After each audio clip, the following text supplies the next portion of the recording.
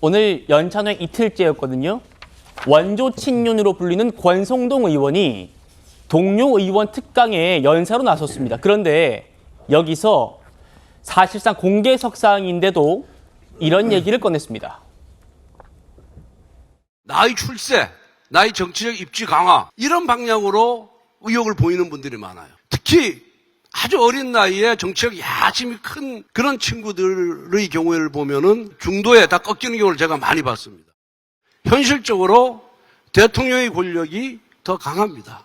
그럼 더 강한 이 대통령과 함께 가기 위해서 어떻게 해야 되는지에 대해서는 정말 지도부, 당 지도부, 원내 지도부가 더 많이 고민을 해야 된다. 그냥 말 한마디로 툭툭 던진다고 일이 해결되지 않습니다. 권 의원 얘기 다시 한번 그래픽으로 보시죠. 정혁진 변호사님. 네네. 어린 나이에 정치적 야심이 큰 친구들 다 중도에 꺾였다. 지금 현실적으로 대통령의 권력이 더 강한데 더 강한 대통령과 함께 가기 위해서 당 지도부가 어떻게 해야 하는지 고민해야 한다. 어떤 의미로 들리십니까? 글쎄요, 일단은 뭐 떠오르는 사람이 생각이 나고요. 그 다음에 왜냐하면 떠오른 사람 누군가요? 뭐 젊다라고 뭐 그다음 예. 심지어 뭐 애취육도 당하고 뭐 그러지 않았습니까? 그러니까 한동훈 대표가 생각이 날 수밖에 없는데 그런데 이제 야심이 큰가? 한동훈 대표에게 과연 야심이 크다라고 볼 수가 있을까?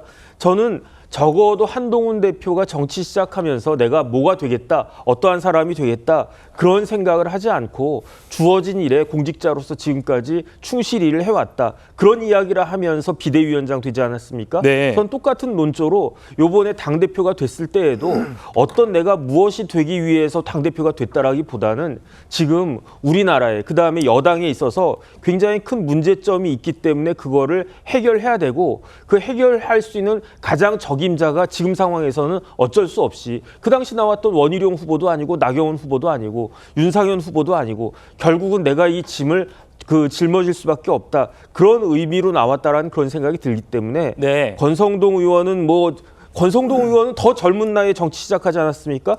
중간에 뭐 그런 야심이 있었는지는 모르겠지만 약간 핀트가 좀 다르다는 그런 생각이 들고요. 더 중요한 건 뭐냐면은 지금 여당 상황이 그렇게 녹록합니까? 그렇지가 않잖아요. 네. 지금 대통령 지지율 또 20%대로 초반대로 떨어져 있고 그다음에 국민의힘 다 합쳐봤자 108석밖에 안 되는데 지금 이러한 이야기를 연찬회에서 할 시점인가? 그것도 중진 의원이 저는 조금 의심스럽다는 생각이 듭니다. 네. 김종식 의원님, 연찬회에서 저 특강 들으셨습니까? 아니요, 저는 어저께 있었고 오늘 아침에 예, 저 오늘은 특강은 오늘 못 아침에 들으셨군요. 있었던 거예요. 근데 저는 저 얘기를 들으면서 아마 73년생인 그래서 지금 51살 만으로 51살인 그 한동훈 대표를 겨냥한 것 같다. 어린 나이에 정치적 야심 뭐 이런 걸 하는 걸로 봐서는. 네. 근데 저는 그 얘기를 들으면서 지금 웃음이 나왔던 게 그 프랑스 대통령 마크롱은 40살에 대통령이 됐어요. 그리고 오바마 대통령은 47살이었고요. 그다음에 그 독일의 메르켈 총리 50살이 됐습니다. 클린턴 대통령 57살이 됐고요. 아니 50살이 넘은 사람한테 야심이 큰 젊은 친구라고 얘기하는 것들이 그게 합리적인 얘기인지는 잘 모르겠어요. 그리고 또 하나는 그 현실적으로 대통령의 권력이 더 강한데 이 대통령과 함께 가기 위해서 어떻게 해야 되느냐. 뭐 그거는 뭐 그 얘기를 하셨는데 네. 제가 보기에는 이건 누구의 권력이 더 강하냐라는 문제로 접근하는 것도 정말 굉장히 참 낡은 방식이다라는 생각이 들어요. 누구의 그 권력이 더 강하냐가 아니라 어떤 주장이 더 합리적이고 논리적이냐를 기준으로 해서 판단을 해야 되는 거 아닙니까? 만약에 그런 식으로 따지자면 민주당이 사실상 190석이 넘는 의석을 갖고 있는 민주당과 의회에서 우리가 어떻게 싸울 수 있습니까? 그렇게 힘이 센데. 저는 이런 얘기를 하는 게 아니라 대통령도 가장 강한 권력을 가진 대통령도 국민과 함께 가기 위해서는 어떻게 해야 되느냐를 노력해야 되는 거 아니겠어요?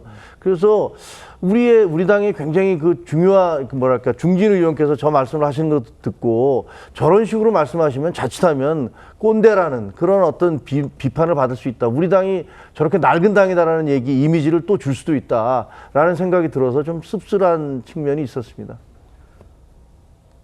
이 얘기에 대한 한동훈 대표 반응 한번 들어보시겠습니다. 관계 내지는 갈등의 프레임으로 말하는 건 쉽고 어떻게 보면 사안을 되게 단순화할 수 있을 겁니다. 그런데 국민의 생명이나 건강은 그것보다는 훨씬 더 앞에 세워서 어떤 말이 옳은지를 중심으로 봐주시는 게 맞지 않을까? 이견이 있는 게 잘못된 건 아니잖아요. 특히 어떤 중요한 이슈에 대해서는 특히 민심이 다른 내용들이 많을 경우에는 그걸 반영하기 위해서 노력하는 게 집권 여당 대표의 임무입니다. 그러라고 63%가 저를 지지해 주신 것 아닌가? 저는 그렇게 생각하고 있습니다. 성신 부장님.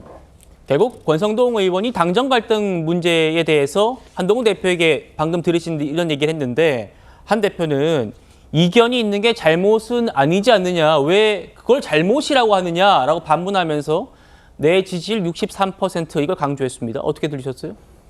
맞는 말씀하고 계신 거죠. 권성동 의원이 대통령제 국가에서 대통령의 권한이 더 세죠. 근데 권성동 의원은 지금 국무위원이 아니라 입법부 소속인 국회의원 아닙니까? 네. 대통령제 국가에서 입법부의 소속이라면 여당 국회의원들은 뭐 거수기 역할을 하는 것 아니냐라는 비난을 받고 싶지 않다면은 좀 다른 목소리, 다른 의견을 내야 될 때는 목소리를 내는 것이 당연히 해야 되는 책무라고 생각을 하고요.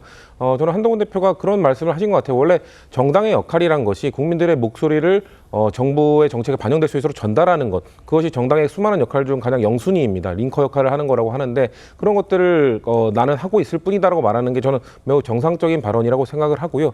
오히려 뭐 대통령이든 누가 됐든 권력자가 듣기 좋은 말만 하는 것보다는 그 사람에게 좀 때로는 쓰게 들릴 수 있는 쓴소리도 할 수 있는 그런 말을 하는 사람이 그게 대통령이 됐든 당대표가 됐든 상관없습니다. 그런 얘기를 해주는 사람이 오히려 더 그 사람을 그리고 그 사람이 속한 사회를, 국가를 더 생각하는 것 아니겠냐라는 말씀을 드리고 싶고 예. 그런 차원에서 저는 한동훈 대표 이견을 좀 더 저는 세게 말씀하셔야 된다. 특히나 이 의정 갈등 문제는 대통령께서 전혀 국정 브리핑을 보니까 전혀 입장을 바뀌실 생각이 없는 것 같은데 국민들의 목숨과 생명과 직결된 문제이기 때문에 더 강하게 이견을 말씀하셔도 된다. 야당도 거기에 동조하고 있는 상황이기 때문에 함께 뭔가 이런 거에 대해서는 끝까지 목소리를 내셔야 된다는 말씀 드리고 싶습니다. 예. 의정 갈등으로 촉발된 당정 갈등에서 친윤계가 정부 쪽, 대통령실 쪽 편을 조금 들어주는 그런 과정 아닐까 싶은데요. 일각, 정확히는 친윤계겠죠. 한동훈 대표가 그러니까 의정 갈등이 아니라 한정 갈등이다. 한동훈 대표와 정부의 갈등이다. 이런 주장을 내놓고 있습니다. 들어보시죠. 일각에서는 당정 갈등이 아니라 한정 갈등이라고 한동훈 대표님이 개인이 싸우는 거라고. 일각에서 그러시는데 그 일각이 계속 뭐 저 대통령실의 일부인 것 같은데요. 그렇게 익명으로 말하는 것 자체가 상황을 별로 좋게 만드는 것 같지는 않아요. 제가 당대표잖아요. 그렇죠?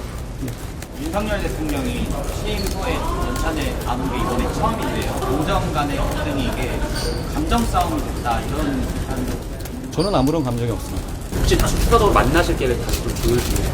따로 들은 바 없는데.